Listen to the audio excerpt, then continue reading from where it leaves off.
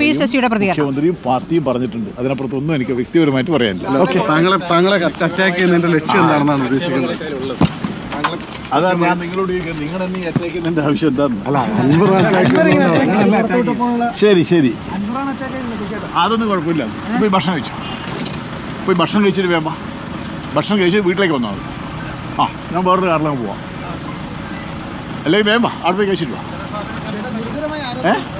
പിന്നെ കഴിച്ചു വിടുക. ശരി, എത്ര ഗുരുതരമായാലും പറയാനില്ല. പോരെ, എല്ലാം വിടട്ടെ.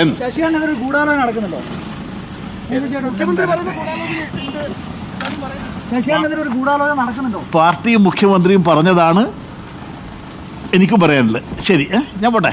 ഓക്കെ, കാണാം നമുക്ക് പിന്നെ. ഒന്നും പറയാതെ പി ശശി മടങ്ങുകയാണ്. ശ്രീ അൻവർ, പി ശശി ഒന്നും പറഞ്ഞില്ല, മുഖ്യമന്ത്രി പറഞ്ഞതിനപ്പുറം ഒന്നും പറയാനില്ല എന്നുള്ളതാണ്. ഞാനിപ്പോൾ പറഞ്ഞത് ഈ കോടതിയിലേക്ക് പി ശശിക്കും അജിത് കുമാറിനും വേണ്ടി സർക്കാർ നീങ്ങി എന്നുള്ളതാണ്. വിജിലൻസ് പരാതി കേസ് തള്ളണമെന്ന് ആവശ്യപ്പെട്ട് ചെന്നു, പക്ഷേ കോടതി അത് തള്ളുകയാണ്. അല്ല, ഒന്ന് ആലോചിച്ച് നോക്കൂ, എന്താണ് ഈ പറയുന്നത്? എങ്ങനെയാണ് കോടതിയെ സമീപിക്കുന്നത്?